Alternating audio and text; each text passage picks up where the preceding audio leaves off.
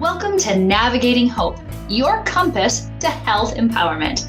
I'm Dr. Jaime Hope, steering you through healthcare, overcoming overwhelm, personal goals, and emergencies. We'll navigate the healthcare maze with actionable insights and real-world advice, unlocking the secrets to a healthier, more vibrant life.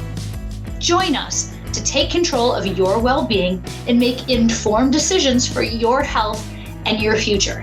Stay with us as we unravel the mysteries of medicine, wellness, and life's unforeseen challenges, helping you bypass the ER with a dose of knowledge. Stay tuned till the end of the episode with a recap of your actionable insights and a free gift. Let's chart a course to your well-being together. Welcome back to another episode of Navigating Hope. I am so excited today to welcome Kimberly Best. Let me tell you a little bit about her. So she is a nurse, ER background, so we've got a lot in common. A seasoned healthcare professional specializing in conflict mediation. And I have a feeling this is going to resonate with a lot of our listeners. And if there's anyone who doesn't have conflict in your life, I'd please, come on and share your secrets. But for the rest of us, she specializes in elder care and end-of-life decisions. She has dedicated her career to ensuring that individuals, particularly the elderly, receive the best possible care and support during critical times. As an experienced mediator, Kimberly works closely with families, with healthcare providers, and other stakeholders to help them navigate these complex decisions around aging, caregiving, and healthcare planning. Her approach emphasizes communication, conflict resolution, informed decision-making to ensure dignity, health, and the well-being of elderly patients and their families. Kimberly is the author of How to Live Forever, a guide to writing the final chapter of your life story, a book that helps families and individuals navigate those often challenging conversations at the end of life care. I mean, you have had just this incredible storied career. You're still doing things. In our pre-conversation before we hit record, I talked about how this should be just core curriculum for all healthcare professionals. So, Kimberly, what made you passionate about conflict? That's an area most people want to run away from. It is an area most people want to run away from. So truly, as an ER nurse, a trauma nurse first, I went through a period of burnout, which probably a lot of people in medicine can relate to. And I went back to graduate school in clinical community psychology. And when I finished that, I realized that for someone with the heart of an ER nurse, clinical community psychology was like watching paint dry. And I felt like I could never love my job there. So I went back into nursing. And then I went through a really bad divorce. And during the process of that, with everybody beating each other up and attorneys helping that a whole lot be a lot worse than it had to be, my brother, who is an educator, said, "Have you heard about this thing called mediation?" And of course, I had not, because back then, when you Googled you Google mediation, Google would say, "You mean meditation," which it's not remotely the same thing. So I went to Hofstra University and took some courses in transformative mediation. And I realized almost immediately that there were skill sets for conflict mitigation that we just haven't learned. And they're not difficult or complicated. And I was just awed because, as you recognize, the state of the world is becoming more and more conflicted. So I went back to graduate school again and in conflict management, got my master's in conflict management, and decided, by this time I'm in my 50s, and I decided that I wanted to dedicate the rest of my life to helping teach how to manage conflict, both in ourselves and with each other. So even though I wrote a book on end-of-life stuff, which gets the attention to most of what you were talking about, my passion is for conflict resolution, conflict management, conflict training within organizations, and most important, healthcare, because for my whole life, healthcare will be my tribe. Oh, absolutely. I mean, when you're ER and trauma, you're it for life. We can spot each other a mile away. That's And fact. yes, in conflict, it exists, whether you're talking about end of life care or going through a divorce or trying to get your teenager to pick up their socks. I mean, this is not strictly an end of life issue. It's everywhere. And so let's take kind of that broad approach philosophy, which I love, is not And many of us are conflict avoidant, right? So our way of handling it is to run and not do anything. But you have an interesting just philosophy about conflict, that it's not something to avoid, but to be understood and handled. So share with us how you view conflict. Mm. Yeah, there's a lot that I could say about that. And you're right. I've studied it, and most people are conflict avoidant, which means that the conflict is there if it's unresolved. And I liken it to a sweeping it under the rug, right? And the pile gets so big that eventually it's too big to move. And conflict management is learning how to keep that pile from accumulating. The other thing that I've noticed about people in conflict is that they're almost always 90 something percent, maybe 98% are really good people. And although they're in conflict with each other, and they're going, he's a narcissist, she's a narcissist, because that's what people do. But a friend of mine said, all of us are never more narcissistic than when we're in pain, because when we're in pain, it's all about us. So we're seeing people in their worst. And I know that. Like, I know this is not the best version of that person. Conflict management helps them get back to that best version of themselves. And yeah, they learn skills about managing conflict also in the process. And the transformation is just so incredible that it feels almost spiritual to me. If you hold the space safely for conflict resolution, the process works and people see each other differently. And conflict is normal, but we don't know how to handle it well. With managing it well, we can have better outcomes than you would even dream possible, as crazy as that sounds. Well, and I can see how it could sound crazy when you're in that emotional impact of the moment, but it really is possible. You've heard the expression, how someone treats you is a reflection of who they are, not who you are. But I think we need to give a broader grace to that. It's who they are in that moment with their Amen. capacity. When somebody comes in and they have been struck by a car and their femur is sticking out through their skin and they're cursing at the staff, that might not be who they are. But as you said, when you're in pain, all you are focusing on is you. And so you teach people how to understand both the humanity and the emotions behind that conflict. So, what are some ways you can kind of humanize it and bring it out of that fighting and into a realm of understanding? That's such a good question. So one of the first things, William Ury, who wrote Getting to Yes, has a thought that is sort of the basis of conflict management, and that is separating the people from the problem. Because take your favorite manager or least favorite manager, and that person or your colleague, that person is the problem in your head. Sally's the problem. Well, you cannot solve for people. But if you identify what the problem is, Sally's late, Sally leaves a mess, whatever the problem is to you, you can find a resolution for those problems. So one of the very first things to do is, identify the problem and don't make the person the problem. Yeah. That's a really good way to start, because then it's not just you are all bad, but there's a specific, measurable, actionable thing that you can do to improve. That's just so much more empowering. Right, right. And then the escalation of conflict. And I just did a presentation, and the nurses in here were amazed, because in a green solvable area, yellow, I have to win, you have to lose, and red, we all have to lose. Like, I'm going to blow up with the ship as long as you blow up too. Lots of teams are functioning in that yellow area, which is where I have a problem. I have to have people on my side with that problem. So I'm doing talking, which is creating a polarity within the system. You're either for somebody or against somebody.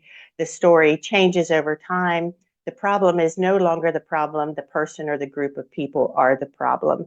And then it becomes a win-lose. Somebody has to win and somebody has to lose. And nobody likes to lose. Like, it's. So the conflict management is about how to collaborate, to work together and create a situation where both people have a good outcome. So one of the things I do in organization is suggest that we approach each different with the thought of, how can I win and the other person win? And I will say one more thing about conflict that I think is, a really easy one to remember is when we go into conflict, we often think we have two choices, your way or my way. And there's a couple things we can do instead of saying your way or my way. We can put an and in there. How do we create an and where it's both of our ways? Or I like to say, your way's here, my way's here. There's all these things that are possible solutions on that line that really a conflict manager mediator helps to explore. So we expand options for resolution. And I think that's so incredible because we do get caught in that binary, that black and white, and we get that tunnel vision and don't see there are so many possibilities in between. So I think that's fantastic. Let's walk through a real life situation. Okay, so say there are siblings kind of in 40s and 50s, and they have a parent who is showing signs of dementia, maybe kind of getting towards shouldn't be driving anymore, maybe making some questionable financial choices. And so you emphasize being proactive, right? So let's start with what can they do now before it becomes a full-on fight, and then we'll talk, okay, what if it's already at that fight? So let's start with proactive because that is so important. Yeah, so that's a great thought. And I just want to say I've moved more out of family and into organizations, but the skills are the same. Yes, Um, absolutely. so, so it is, you know, they're not going to come for conflict management until the conflict is escalated, unfortunately. The sooner you can recognize conflict and say, a third party will help me see what I can't see, the better. But if I have a family, especially around aging, really any family, you have the whole family history that's participating in that conflict, not just the conflict itself. So you have someone who's still upset because they didn't get the biggest cookie when they were 2 years old, and they're carrying that with them, that all that unhealed conflict comes with it. So I think I always say in conflict, the things that have to occur is to feel seen, heard, validated. And I used to say those three things, but now I add value to that. To be seen, heard, validated, and valued. And when those things happen, you can begin to see someone else's perspective. So I manage that by giving each party in the conflict an opportunity to have that moment. And after that happens, we can start exploring what it looks like from somebody else's perspective. And then part of the outcome is what is called a BATNA. What's the worst thing that can happen if we don't negotiate an outcome?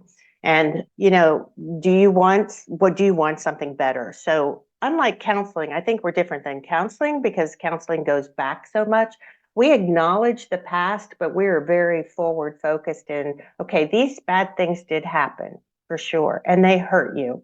Now, how can we have a better next moment or a better tomorrow or a better future? So that's probably one of the strongest parts of it is that it's like, okay, we acknowledge this was not good, and you get to your voice and how it hurt you, and it doesn't matter who's right or wrong. I do not do blame at all, but what do you want the future to look like?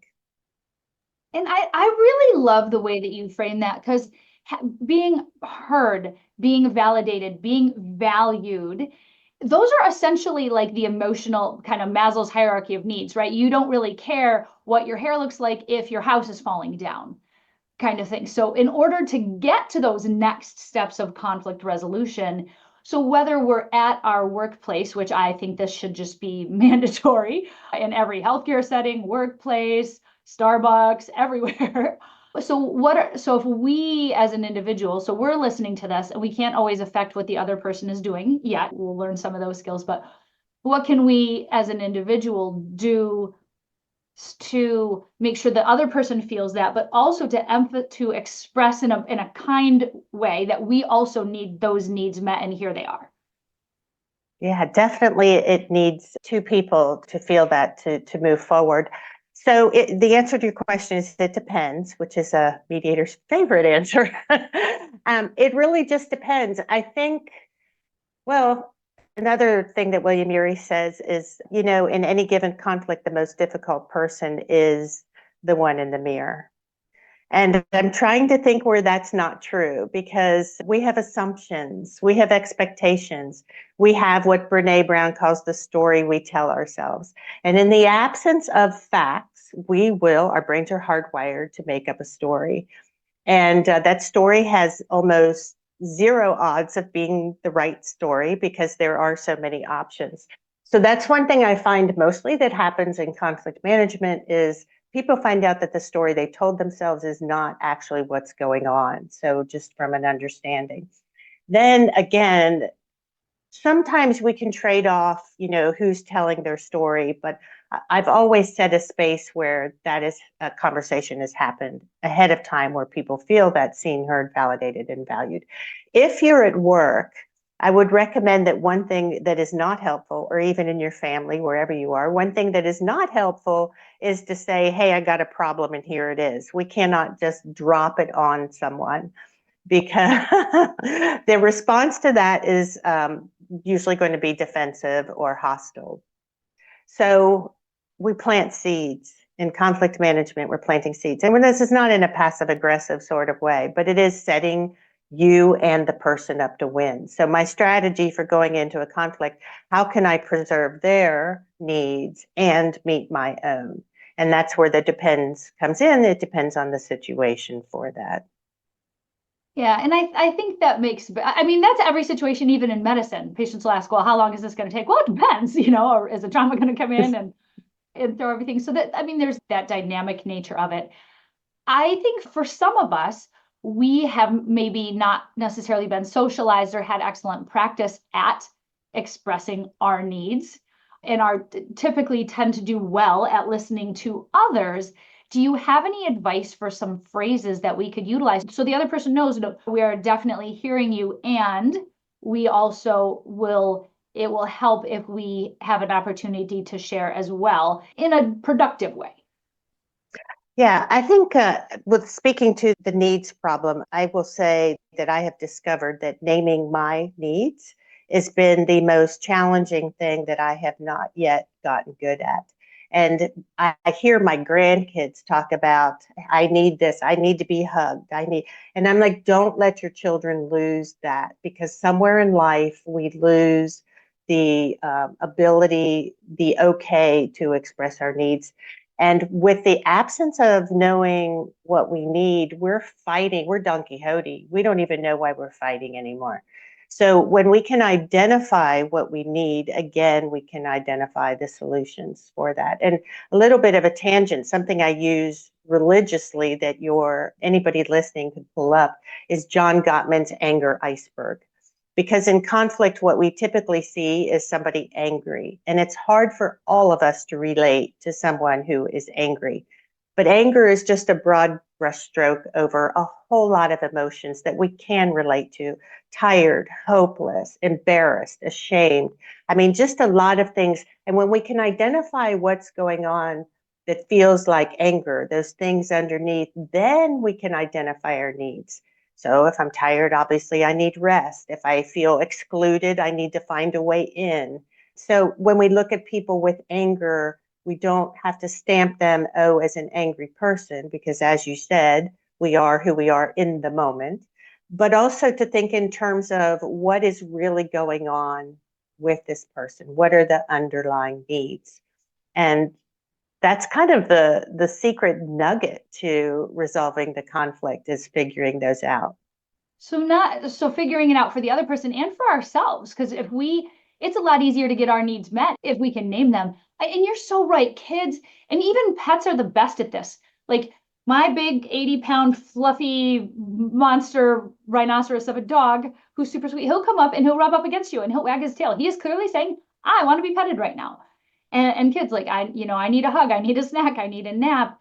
And so if we even as a person are experiencing anger, so what are we angry about? That unmet expectation and unmet need. And so I love how you teach us to dive deeper into that so we can name it for ourselves and for other people.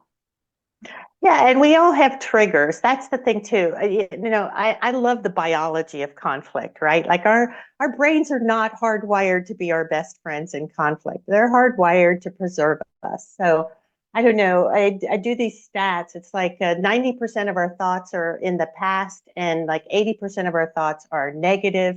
This is how our brain inherently works, which is terrifying, right? And then we have all these biases going in too. So when I'm triggered, oh my goodness, I'm just having a bad moment, you know. But if you get triggered and show it out, you're a horrible person with character flaws. So it's kind of just acknowledging that we're human and we will all have our moments, and no one wants to be defined by their worst moments. So I think we have got to stop seeing people in the lens of their worst moment, naming them that moment, and realize truly that we all have these moments. And one thing I always say is, you know, life is an experiment because every single moment is one we've never been in before. Every moment is somewhat different. And sometimes we'll handle it great and sometimes we won't, but we learn from the won't. You know, we learn from that. We're all learning. So maybe a little more forgiveness and tolerance for ourselves and for other people too. This bar that somehow the world has drawn that we should never mess up, we should always get it right, and we should be perfect is not sustainable, and it's really destroying us. It's awful, it's exhausting. And then anytime we're not meeting that, we have that cognitive dissonance, that gap in our mind. This is where I should be, which is unrealistic. This is where I am. So I must be a terrible person. Yes, and we're more prone to point that at somebody else than ourselves. Oh, absolutely. It's You great know, to blame other people for why I'm a terrible person. right. And I like to talk about should, because even, especially in healthcare, you get a lot of shoulds. They should know. I mean, even when I was working with families and couples more, well, he should know. I told him once, like, who told you that it only takes once? And what do you mean they should know? Because our shoulds are our values, our roles, our expectations, and we all have different ones of those. So instead of the assumption of should or judging you by how I judge and hold myself, it is to learn who you are and understand your values too. And again, find that and. Yeah, and I love that. I think the should is really key. I always say stop shoulding on yourself and stop shoulding on other people. It's a little spicier way to put it. But I I realize, love that. and it's funny because I have absolutely done that with my kids. Like I told you once, you should remember it until the end of time because of course this is some wise parenting and the reality, right? And the reality is not that. And I have something on our fridge. I love to put inspirational stuff on my fridge. I'm sure my kids will complain about that in the future. But one of them is so we judge ourselves by our intent and others by their impact. And they're doing the same to us. So it's important to help step back and understand my intent might have been this, but being aware this was my impact and closing that gap is also really key. So just for the judgment of self and for how we interact with others. Yeah, that's very, very wise. I like that a lot. So it is part of understanding the underlying issues or the underlying story is understanding what the intent was. And again, it goes back to an experiment, right? Like I meant for this to happen, but it went sideways. And the interesting thing in my old age that I realize is even the best of things have a consequence. Like everything has a consequence. And we go through life maybe trying to mitigate for that consequence, but we can't. The other thing I think, Jamie, that I really think is important is that we need to stop trying to mitigate for other people's response and emotions. So I don't want to make them mad. I don't want to upset them. I don't want to whatever. We have no idea what the reaction or response is. But I think if we're kindly honest and someone is uncomfortable, that becomes their problem to solve. It is not our job to try to be, you know, to be the person who keeps everyone on an even keel, because we're not on an even keel. One of my favorite sayings is, you know, we're not rational human beings with emotions. In fact, we're emotional human beings who can only be rational when we, as we see ourselves, are seen, heard, and validated. So we have to be honest and let the consequences of that happen. Of course, honest doesn't mean cruel. Honest doesn't mean dumping on somebody. Honest means owning what is ours and how that experience affected us, not saying, hey, this is who you should be and what you should do. And people, I really say that when we try to mitigate for other people's feelings, we're robbing them of an opportunity to grow. We will have road bumps in our relationships, and getting through those road bumps will make us stronger. We have to get through them. So the things that become walls, like a trigger, you do something I don't like, and it's like, oh, see, you're a terrible person, and then you walk away. Conflict management is about turning those walls into doors. How can we get through this and still come back together again?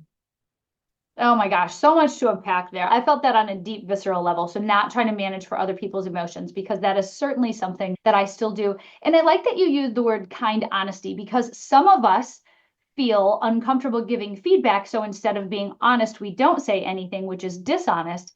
Then you get those people that say they like brutal honesty, but I really think they like the brutality more than the honesty, right? So you said kind honesty in feedback, and it's not our responsibility. I can't make someone feel that. And I love how you said it, you're robbing them of an opportunity. What a great way to frame it for people who struggle with giving that honest feedback. Wow. I think you have to earn the right to give feedback. And first of all, ask if you have feedback. Hey, there's something I want to talk about. Is now a good time? Or do you mind if I talk about? I wanted to give feedback to a client the other day, and I said, this is not related to what we saw, but this is or what we were talking about, but this is something I saw. Would you like me to share what that was? And they responded back and did not address that. So that was a no.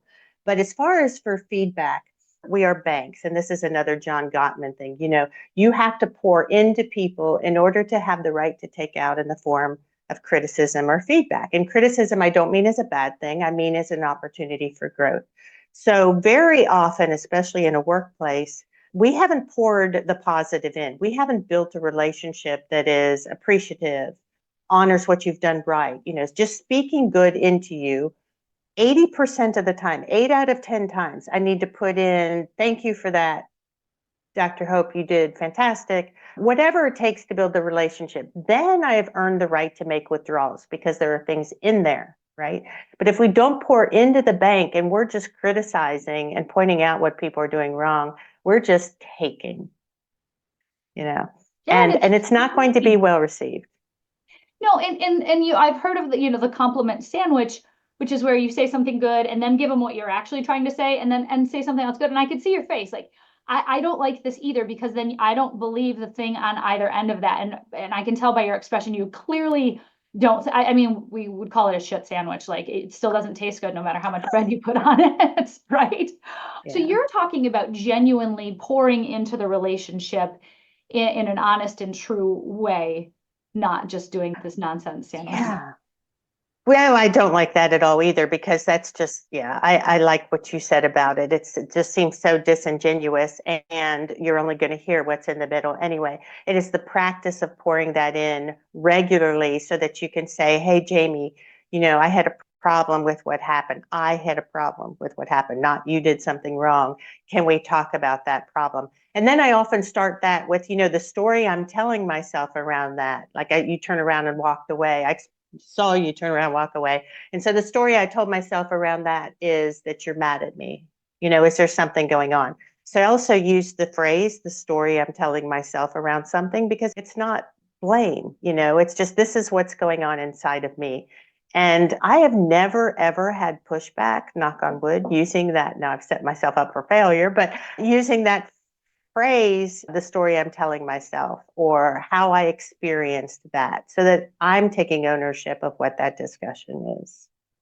Well, I find that just in general, I have found that better, saying like, you are wrong and you did this, though bringing it back to those I statements, because I can't control what you are feeling or what you think. And I don't necessarily love people telling me what they think I am doing currently. But just saying, like, but if I know how they are experiencing it, or the story they're telling themselves is very different than what actually is going on my end, then it gives us an opportunity to get to clarity. Exactly. The other key that I can't leave without mentioning is listening, especially when it's challenging. I begin a mediation by asking people to listen for what is right, because the two things, I'm listening, but I'm listening trying to figure out what you're saying is wrong. And so listening to disagree with you, or I'm formulating my next argument. Listen to understand. And then we use active listening skills, which are just amazing, because I hear you say something, Jaime. So I hear you say that this is important to you and you wish I would have whatever. And that builds the connection when people know that you hear them. And it helps you understand it better. It helps them hear the way they're coming across as well. So listening is incredibly important to the whole process of conflict resolution. And I see that kind of throughout your suite of services. So the different ways you work with people. I know you do work with families, but you're working primarily with organizations. So you've got your individual coaching opportunities if people need that. And quite frankly, everybody should. Teams and doing the conflict training where you come in for an organization. And then as a consultant to help with managers, as a manager of a department, I thought that I would get to do a lot of coaching and affecting care delivery. And when you're dealing with the complaints and stuff, if you're not skilled at that, it is uncomfortable. You're not great at it. So I assume that regardless of how you're teaching, whether it's to a big organization or a team, there are some similarities kind of in terms of the skill set that your people need to build. Yeah, no, that's exactly right. It's amazing to me that in all the contexts, you have to choose the right tools. And the toolbox, like an ER doc, your toolbox, you can't even say how many tools you have for managing in And there. some of it's just We duct tape, keep but we use it. that's that's a great point. I love that. I love that because definitely I use duct tape in my job, but I've never even thought of that.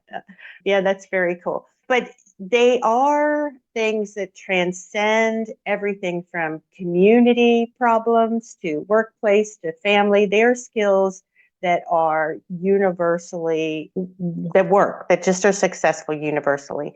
It's sort of a trial and error. It's being intently in the moment, and keeping the outcome in mind and working from that place. Yeah.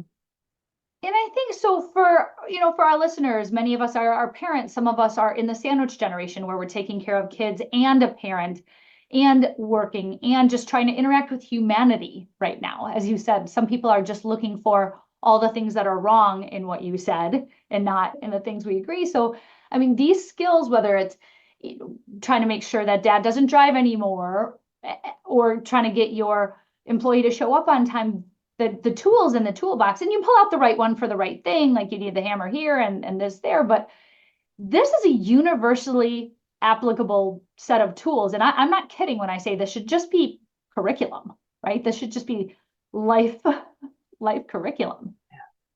Yeah, no, I agree. I try to use any opportunity to teach either peer mediation or conflict management skills to kids, because I will jokingly say that I've given up on adults, which I have not. But I do think that learning these skills are critical, if we could just teach children these skills. And when we think of what we learn about conflict, I mean, I'll say to people, what happened to you when you were a little one and you were the source of conflict? Right? Because that's how you learn to deal with conflict, part of how you learn to deal with conflict. So most of us haven't had a good opportunity to see what effective conflict management is like. Most of us were punished or time out, which means you're isolated, you're rejected. I mean, most of us have a history of being dealt with in conflict that does not teach us how to do it well. So I do believe it's just skills to learn, and they're not that hard. And for me, it was fun. I mean, for me, it's fun. Now we're still human and we're still going to mess up. And, we still have brains that are triggered and long histories of things that are habits that, it's still not a perfect solution to everything, but it is a perfect process to getting somewhere better than where you are. Yeah. And as as us old dogs learn new tricks, which is key, but imagine how different the world would be if kids learned this from an early age. And so they bring that up. So when it starts with a fight on the playground or that first crush that somebody else has all those things, if we practice those skills and grow with them, how much less strife there would be in the world. Wow. Yeah, for sure. I have the cutest story of little like kindergartners in conflict management. It's just adorable. I'm so happy this school does this, but they have a closet, which alarmed me when I'm like, oh, we have a conflict closet. I'm like, oops.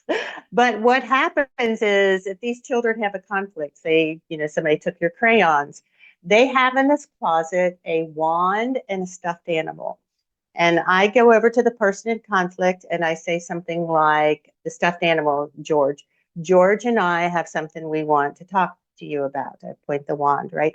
And so they go off into the closet and they have their discussion. It's not moderated by any adult, but they resolve their issue and come out. Now, the real phrase that they use is quite adorable, how they start the conflict. And I can't remember exactly what it is, but it's something non threatening, like, basically, we have a problem to solve. Let's go over here and solve that problem. And they do. And nobody knows what happens in the closet because they come out having worked through the problem on their own. No blame, no anything. They got their stuffed animal to witness it and, obviously disarm the situation. And they're learning how to manage their own conflict. I don't, maybe adults need to bring more stuffed animals into the thing, right? We all have that need. It's great. I have kids, so I can have as many stuffies as I want. So it's great. But really kind of creating it as a we space instead of me versus you space is so key. That was very well said. If you need another job as a conflict manager, I believe you have the heart and really the skills for it and the understanding of it. So yeah, This it is always delights me to see someone who gets it because you are making a difference in the world. Besides what you do as a physician in the ER, that type of getting people and wanting the best for people and wanting the best outcomes, just the heart is, I think it's contagious. yes. And so if there's more of that in the world.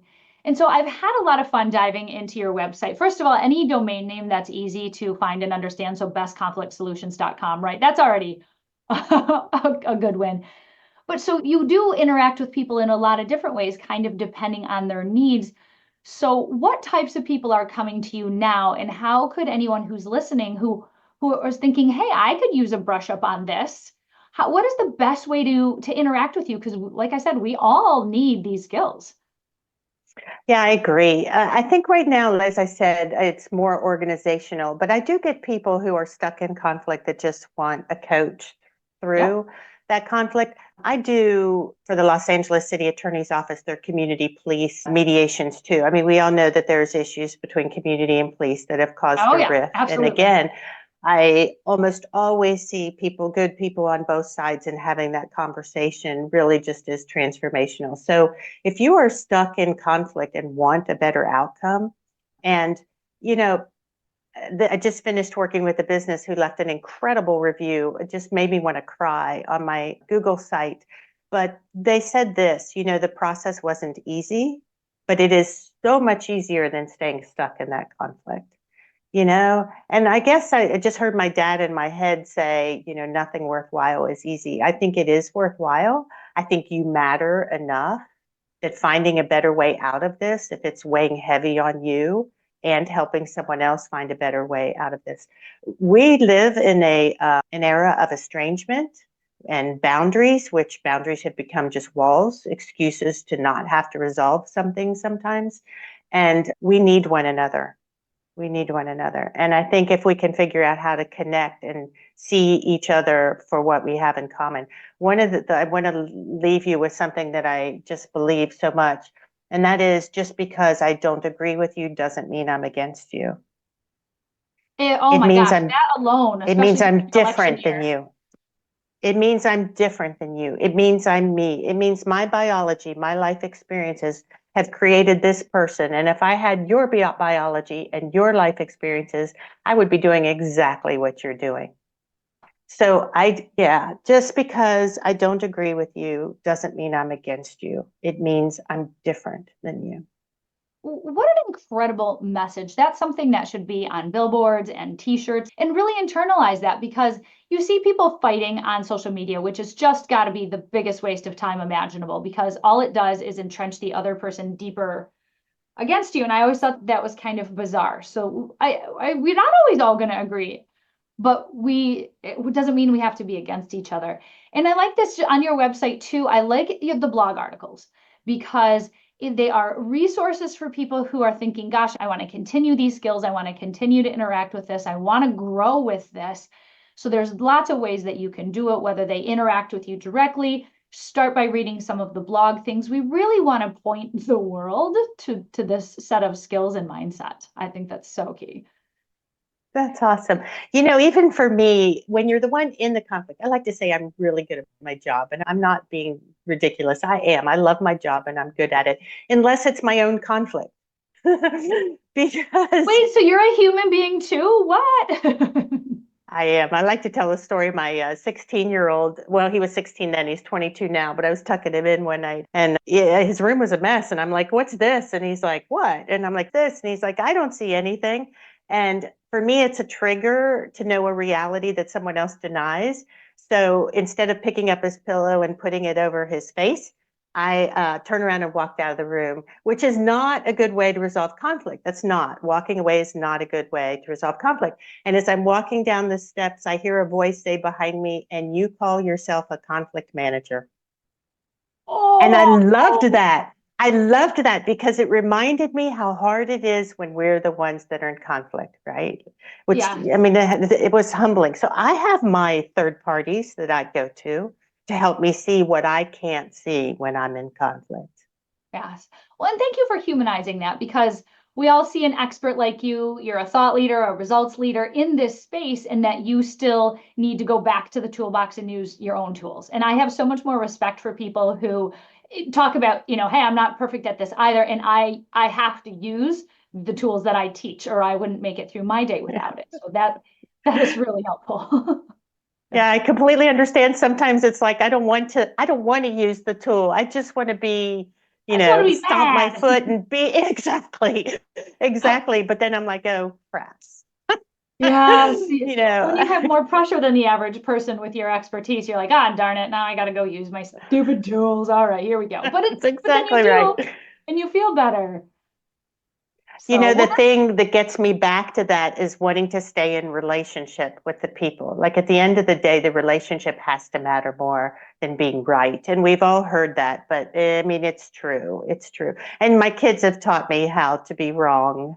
well, mine are more than happy to point out any many of mine. Right. Right. So, well, this is incredible. And we'll put the link to your website, thebestconflictsolutions.com, and your social medias in the show notes so people can find you. I know there's a lot of listeners who are going to want to dive deeper and realize they have conflict in their life. And instead of continuing to bang your head against the wall, it is time to find a door. So, Kimberly, thank you. This was incredible. This is so valuable. I want to share this with the world so we can all do conflict better. So thank you again for your time with us today. It has been delightful. You're wonderful. Thank you so much for having me. Thank you for tuning into today's episode of the Navigating Hope podcast. Our guest today was Kimberly Best, an expert in conflict mediation, elder care, and end of life decision making. Kimberly has dedicated her career to helping individuals, families, and even companies and hospitals navigate the complex and often emotional aspects of healthcare and caregiving. Before we dive into the 5 key takeaways, I want to remind you that your free gift with this episode is a Smarter Goals worksheet. If you're navigating conflict in caregiving or end of life decisions, start by setting clear, achievable goals around communication and relationship building. Download our Smarter Goals worksheet to help you set meaningful goals for improving your communication and reducing conflict. Click the link in the show notes to access this valuable tool. And now here they are, your top 5 takeaways. Number 1, conflict resolution begins with understanding.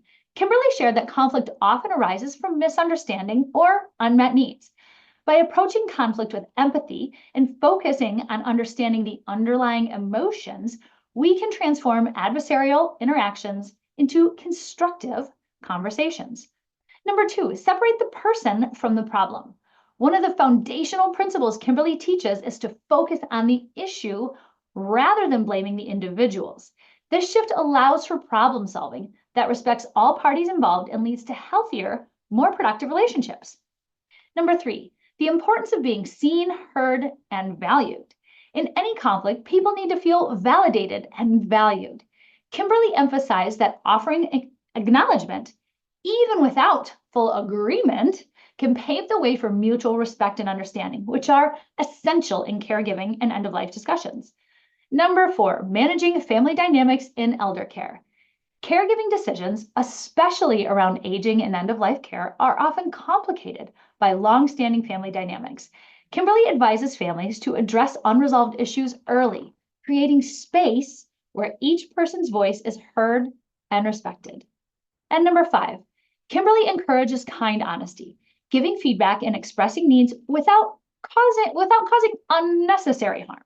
By avoiding brutal honesty and focusing instead on constructive dialogue, family members and caregivers can build stronger, more resilient relationships. So there you have it, your 5 key takeaways.